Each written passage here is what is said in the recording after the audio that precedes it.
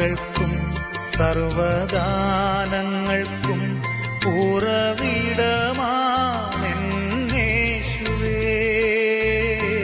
സർവ നന്മകൾക്കും സർവദാനങ്ങൾക്കും ഉറവിടമാണെന്നേശുവേ. നിന്നെ ഞാൻ സ്തുതിച്ചിടുന്നു ദിനവും പരനേ നന്ദിയാൽ. നിന്നെ ഞാൻ സ്തുതിച്ചിടുന്നു ദിനവും പരനേ നന്ദിയാൽ.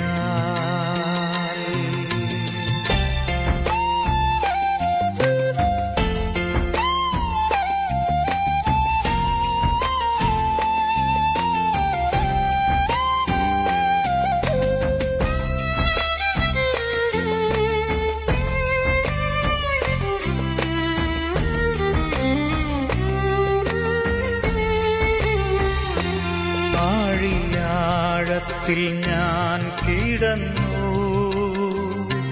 കൂരിരുൾ എന്നെ മറപിടിച്ചു.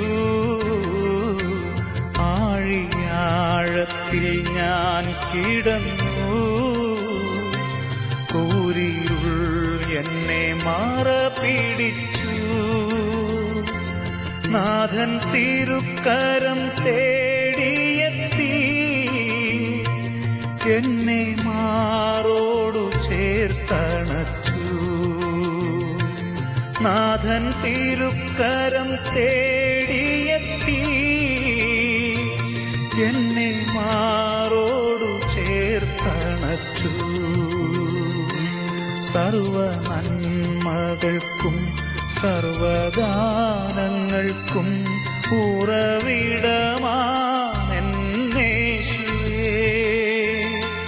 നിന്നെ ഞാൻ സ്തുതിച്ചിടുന്നു ദിനവും പരനേ നന്ദിയാൽ.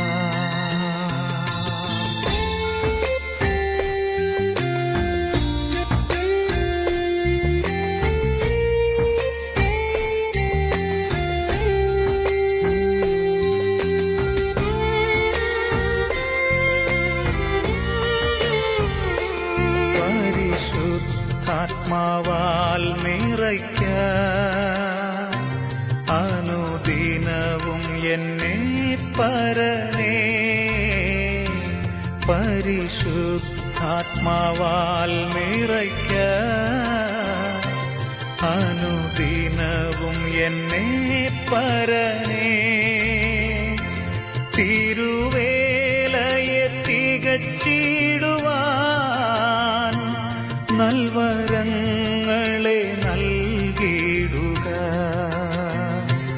തിരുവേലയെ തികച്ചിടുവാൻ നൽവരങ്ങളെ നൽകിടുക. സർവ നന്മകൾക്കും സർവദാനങ്ങൾക്കും ഉറവിടമാണെന്നേശുവേ. സർവ നന്മകൾക്കും സർവദാനങ്ങൾക്കും ഉറവിടമാണെന്നേശുവേ. നിന്നെ ഞാൻ സ്തുതിച്ചിടുന്നു ദിനവും പരനേ നന്ദിയാൽ.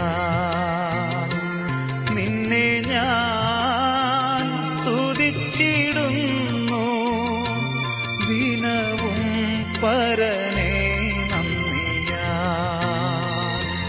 നിന്നെ ഞാൻ സ്തുതിച്ചിടുന്നു ദിനവും പരനേ നന്ദിയാൽ. നിന്നെ ഞാൻ സ്തുതിച്ചിടുന്നു ദിനവും പരനേ നന്ദിയാൽ. ശമൂവേലിന്റെ 1-ാം പുസ്തകം 2-ാം അധ്യായം 30-ാം വാക്യത്തിൻ്റെ അവസാന ഭാഗത്ത് നാം വായിക്കുന്നത് ഇങ്ങനെയാണ്: എന്നെ മാനിക്കുന്നവരെ ഞാൻ മാനിക്കും, എന്നെ നിന്ദിക്കുന്നവർ നിന്ദിതരാകും. ഏലി പുരോഹിതനോട് ഒരു ദൈവപുരുഷൻ സംസാരിക്കുന്നതായ വാക്കുകളാണ് നാം ഇവിടെ വായിച്ചത്. ഏലി പുരോഹിതനെ സംബന്ധിച്ച് നമുക്കറിവുള്ളതാണ്. അദ്ദേഹത്തിൻ്റെ 2 മക്കൾ അനുസരണമില്ലാത്തവരും ദൈവനാമത്തെ ധിക്കരിക്കുന്നവരുമായിരുന്നു എന്ന് ദൈവവചനം നമ്മോട് പറയുന്നു. അവരുടെ കാലത്താണ് ശമൂവേൽ ബാലൻ യഹോവയ്ക്ക് ശുശ്രൂഷ ചെയ്തത്. ശമൂവേലിൻ്റെ അമ്മ ഹന്ന ദീർഘനാളുകളായി മക്കളില്ലാതെ വിഷമിച്ച് വല്ലാതെ ഭാരപ്പെട്ട്, എന്നാൽ ദൈവസന്നിധിയിൽ തൻ്റെ ഹൃദയത്തെ പകർന്ന് താൻ ദൈവവുമായി ഒരു ഉടമ്പടി ചെയ്ത് അങ്ങനെ ദൈവം കൊടുത്ത മകനായിരുന്നു ശമൂവേൽ. അതേ സംബന്ധിച്ച് തിരുവെഴുത്തിൽ പറയുന്നത് ഇങ്ങനെയാണ്. 1 ശമൂവേൽ 1-ാം അധ്യായം 10-11 വാക്യങ്ങൾ. അവൾ മനോവ്യസനത്തോടെ യഹോവയോട് പ്രാർത്ഥിച്ച് വളരെ കരഞ്ഞു. അവൾ ഒരു നേർച്ച നേർന്നു. സൈന്യങ്ങളുടെ യഹോവേ, അടിയൻ്റെ സങ്കടം നോക്കി അടിയനെ ഓർക്കുകയും അടിയനെ മറക്കാതെ ഒരു പുരുഷ സന്താനത്തെ നൽകുകയും ചെയ്താൽ അടിയൻ അവനെ അവൻ്റെ ജീവപര്യന്തം യഹോവയ്ക്ക് കൊടുക്കും. നോക്ക്, എത്ര കൃത്യമായി ദൈവസന്നിധിയിൽ താൻ ഒരു ഉടമ്പടി ചെയ്യുകയാണ്. ശമൂവേൽ ബാലനെ ദൈവം നൽകുന്നതിന് മുൻപ് തന്നെ യഹോവയായ ദൈവത്തിൻ്റെ സന്നിധിയിൽ ചെന്ന് ഉടമ്പടി ചെയ്യുന്ന ഹന്നയാണ് നാം ഇവിടെ കാണുന്നത്. അവൾ ദൈവസന്നിധിയിൽ തൻ്റെ ഹൃദയം പകർന്നതിനനുസരണമായി ദൈവം ഹന്നയുടെ പ്രാർത്ഥന കേട്ടു. അവൾക്ക് ദാനമായി നൽകിയ പൈതലാണ് ശമൂവേൽ. ആ ശമൂവേലിനെ ദൈവസന്നിധിയിൽ താൻ മുൻപേ ഉടമ്പടി ചെയ്തിരുന്നത് പോലെ തന്നെ കൃത്യസമയത്ത് സമർപ്പിക്കുവാൻ ഹന്നയ്ക്ക് സാധിച്ചു. അതുമാത്രമല്ല, അവനെ കൃത്യസമയത്ത് തന്നെ ദൈവാലയത്തിലേക്ക് കൊണ്ടുവന്ന് അവിടെ ആക്കുന്നത് കാണുവാൻ സാധിക്കും. 1 ശമൂവേൽ 1-ാം അധ്യായം 24-ാം വാക്യത്തിൽ നാം അത് കാണുകയാണ്. യഹോവയുടെ ആലയത്തിൽ ശമൂവേൽ ബാലനെ കൊണ്ടുചെന്ന് സമർപ്പിച്ചതിന് ശേഷം ഈ അമ്മ വെറുതെ ഇരിക്കുകയല്ലായിരുന്നു. എന്താണ് ഈ മാതാവ് ചെയ്തത്? 1 ശമൂവേൽ 1-ാം അധ്യായം 18 മുതലുള്ള വാക്യങ്ങളിൽ ഇങ്ങനെയാണ് എഴുതിയിരിക്കുന്നത്. ശമൂവേൽ എന്ന ബാലനോ പഞ്ഞിനൂൽ കൊണ്ടുള്ള അങ്കി ധരിച്ച് യഹോവയുടെ സന്നിധിയിൽ ശുശ്രൂഷ ചെയ്തു പോന്നു. അവൻ്റെ അമ്മ ആണ്ടുതോറും ഒരു ചെറിയ അങ്കി ഉണ്ടാക്കി തൻ്റെ ഭർത്താവിനോട് കൂടെ വർഷാന്തരയാഗം കഴിപ്പാൻ വരുമ്പോൾ അവന് കൊണ്ടുവന്ന് കൊടുക്കും. എന്താണ് ശമൂവേൽ ബാലൻ്റെ അമ്മ ചെയ്യുന്നത്? എല്ലാ വർഷവും വർഷാന്തരയാഗം കഴിക്കുന്ന സമയമാകുമ്പോൾ ഒരങ്കിയുമായിട്ടാണ് അവർ ദേവാലയത്തിലേക്ക് ചെല്ലുന്നത്. ഞാൻ മനസ്സിലാക്കുന്നത് ആ അമ്മയ്ക്കൊരു വലിയ നിർബന്ധമുണ്ടായിരുന്നു. എൻ്റെ മകൻ യഹോവയുടെ സന്നിധിയിൽ യഹോവയുടെ ആലയത്തിൽ ശുശ്രൂഷ ചെയ്യുമ്പോൾ ഞാൻ ഉണ്ടാക്കി കൊടുക്കുന്നതായ പഞ്ഞിനൂൽ കൊണ്ടുള്ളതായ ഒരങ്കി ധരിച്ചു വേണം അവൻ ശുശ്രൂഷ ചെയ്യുവാൻ. ആ ഒരു നിർബന്ധം കൊണ്ട് ഞാൻ ചിന്തിക്കുന്നത് ആ മാതാവ് ഒരു വർഷം മുഴുവൻ എടുത്ത് ആ തുണി നെയ്ത് വളരെ ഭംഗിയാക്കി തയ്ച്ച് മകൻ്റെ അളവിന് ഒത്തവണ്ണം അത് കൃത്യമായി തയ്ച്ചെടുത്ത് വർഷാന്തരയാഗം കഴിപ്പാൻ വരുമ്പോൾ അത് മകന് കൊണ്ടുവന്ന് കൊടുക്കുന്നൊരു പതിവ് അവർക്കുണ്ടായിരുന്നു. അതുകൊണ്ട് മകനെ ശുശ്രൂഷയ്ക്ക് വേണ്ടി ജനത്തിൻ്റെ മുൻപാകെ നിർത്തുന്നതിൽ ഏറ്റവും കൂടുതൽ പങ്കുവഹിച്ചത് ആ മാതാവാണ് എന്ന് കരുതേണ്ടിയിരിക്കുന്നു. ഇവിടെ ഹന്നായുടെ പ്രാർത്ഥനയും ഹന്നായുടെ ദൈവസന്നിധിയിലുള്ളതായ സമർപ്പണവും അതുപോലെ തന്നെ ദൈവം അവൾക്ക് കൊടുത്ത മകനെ ദൈവസന്നിധിയിൽ സമർപ്പിച്ച് ദൈവിക ശുശ്രൂഷയിൽ അവനെ ഏറ്റവും വലുതാക്കി വളർത്തിയെടുക്കുന്നതിൽ ഒരു വലിയ പങ്ക് ഹന്ന വഹിക്കുകയാണ്. എത്രമാത്രം ചിന്തനീയമായ ഒരു കാര്യമായിട്ടിരിക്കുന്നു. 1 ശമൂവേൽ 2-ാം അധ്യായം 26-ാം വാക്യത്തിൽ നാം വായിക്കുന്നത് ഇങ്ങനെയാണ്. ശമൂവേൽ ബാലനോ വളരും തോറും യഹോവയ്ക്കും മനുഷ്യർക്കും പ്രീതിയുള്ളവനായി വളർന്നു. പഴയ കാലത്ത് ദൈവവേലയ്ക്ക് വേണ്ടി തങ്ങളുടെ ആൺമക്കളിൽ ഒരാളെ സമർപ്പിക്കുന്ന പതിവ് ക്രൈസ്തവ ഭവനങ്ങളിലുണ്ടായിരുന്നു. അതിൻ്റെ അനുഗ്രഹങ്ങൾ നാം കഴിഞ്ഞ നൂറ്റാണ്ടിൽ കാണുകയുണ്ടായി. ഓരോ സഭകൾക്കും ശുശ്രൂഷിക്കുന്നതിന് വേണ്ടി ധാരാളം ദൈവവേലക്കാരുണ്ടായിരുന്നു. ശുശ്രൂഷകന്മാരായി, സുവിശേഷകന്മാരായി, പാസ്റ്റർമാരായി, അച്ഛന്മാരായി, തിരുമേനിമാരായി ഒക്കെ ദൈവവേലയ്ക്ക് വേണ്ടി വേർതിരിക്കപ്പെട്ട ഭക്തന്മാരായിട്ടുള്ള ദൈവമക്കൾ ധാരാളം ആ സമയങ്ങളിൽ ഉണ്ടായിരുന്നു. എന്നാൽ ഈ കാലത്തേക്ക് വരുമ്പോഴോ ദൈവവേലയ്ക്ക് വേണ്ടി സമർപ്പിതരാകുന്ന മക്കളുടെ എണ്ണം വളരെയധികം കുറഞ്ഞിരിക്കുന്നുവെന്ന് കാണുവാൻ സാധിക്കും. അങ്ങനെ ദൈവവിളിയുടെ മുൻപാകെ സ്വയം സമർപ്പിതരായി ദൈവവേല പൂർണ്ണസമയം ചെയ്തിരുന്ന ദൈവമക്കളുടെ കുടുംബങ്ങളെ കർത്താവ് ധാരാളം അനുഗ്രഹിച്ചിട്ടുണ്ട്. എന്നാൽ ഈ കാലത്ത് യൗവനക്കാരിൽ ഇതൊന്നും മനസ്സിലാക്കാതെ ആധുനിക കാലത്തിൻ്റെ ധാടിയിലും മോടിയിലും മയങ്ങി അതിൽ മാത്രം സന്തോഷം കണ്ടെത്തുന്ന ഒരു തലമുറയായി മാറിയിരിക്കുന്നു എന്നുള്ളത് നിസ്തർക്കമായ ഒരു വസ്തുതയാണ്. ഒരുപക്ഷെ അവരെ സംബന്ധിച്ചിടത്തോളം ആത്മീയ കാര്യങ്ങളെല്ലാം പഴഞ്ചൻ കഥകളായി മാറിയിരിക്കുന്നു. ശാസ്ത്രം എന്ന പേരിൽ അവർ പഠിക്കുന്നതും അവരെ പഠിപ്പിക്കുന്നതും ദൈവത്തെ ഒഴിവാക്കിയുള്ള കാര്യങ്ങളാണ്, ദൈവത്തിന് പ്രാധാന്യം കൊടുക്കാത്ത കാര്യങ്ങളാണ്. ലോകത്തിൻ്റെ ഉൽപ്പത്തിയെപ്പറ്റിയും മനുഷ്യൻ്റെ ഉൽപ്പത്തിയെപ്പറ്റിയും ഒക്കെ കൃത്യമായ കാര്യങ്ങൾ ദൈവവചനം നമ്മെ ഓർമ്മിപ്പിക്കുമ്പോൾ കേവലം ഊഹാപോഹങ്ങളിലുള്ള മനുഷ്യനിർമ്മിതമായ കെട്ടുകഥകളെ ശാസ്ത്രീയമെന്ന് പറഞ്ഞുകൊണ്ട് അതിനെ അംഗീകരിക്കുന്ന ഒരു തലമുറയിലേക്ക് നാം വന്നിരിക്കുന്നു.